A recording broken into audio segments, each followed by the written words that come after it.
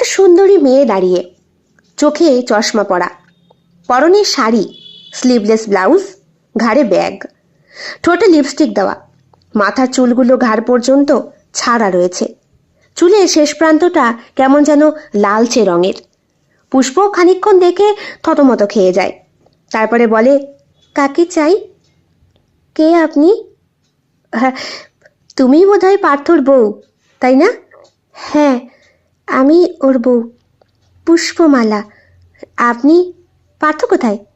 ও তো। পুষ্প, কে? কে একটা তোমায় খুঁজছে। এই মুহূর্তটা পুষ্প একবার তাকায় তার স্বামীর দিকে, আর তাকায় মেয়েটির দিকে। মেয়েটি চোখের চশমাটা খুলে পার্থর দিকে তাকিয়ে রয়েছে। পার্থ হাঁ করে তাকিয়ে রয়েছে মেয়েটির দিকে। পার্থর মুখটা কেমন যেন ফ্যাকাশে হয়ে গেল। পুষ্পর আর বুঝতে বাকি রইল না ওর স্বামীর কোনো ঘনিষ্ঠ বান্ধবী হয়তো। যতই হোক পুষ্প পড়াশোনা জানা মেয়ে, আধুনিকতার স্পর্শ তার শরীরে আছে। ভদ্রতার খাতিরে পুষ্প বলল, আসুন না, ভেতরে আসুন। মেয়েটি ঘরে ঢুকতেই পুষ্প দরজাটা বন্ধ করে দিল।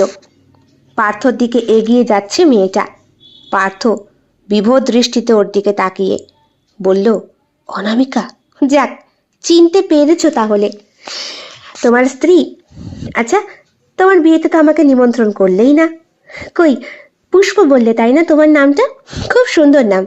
এই নাও। এ বাবা, এসব আমি নিতে পারবো না। কেন? আমি তোমার স্বামীর ঘনিষ্ঠ বান্ধবী, বুঝলে? এই গিফট তোমাকে নিতেই হবে। হাতের অনামিকা থেকে একটা হীরের আংটি খুলে পরিয়ে দেয় মেয়েটা। পার্থর মুখের দিকে তাকায় একবার পুষ্প। পার্থ হ্যাঁ না কিছুই বলে না, কিন্তু মেয়েটা জোর করে পরিয়ে দিতেই পুষ্পও কিছু বলতে পারে না। আপনি বসুন, আমি একটু চা করে নিয়ে আসি। চা করবে? করো।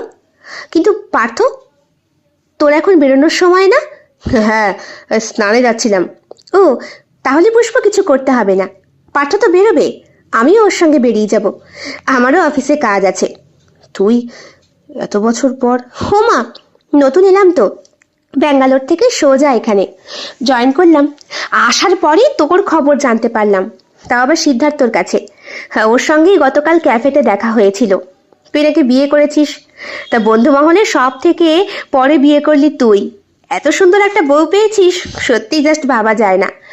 আচ্ছা, ফ্ল্যাটটা তো সুন্দর করে সাজিয়েছিস। পার্থও কিছু বলে না, পুষ্পও কিছু বলে না। এদিকে রান্নাঘর থেকে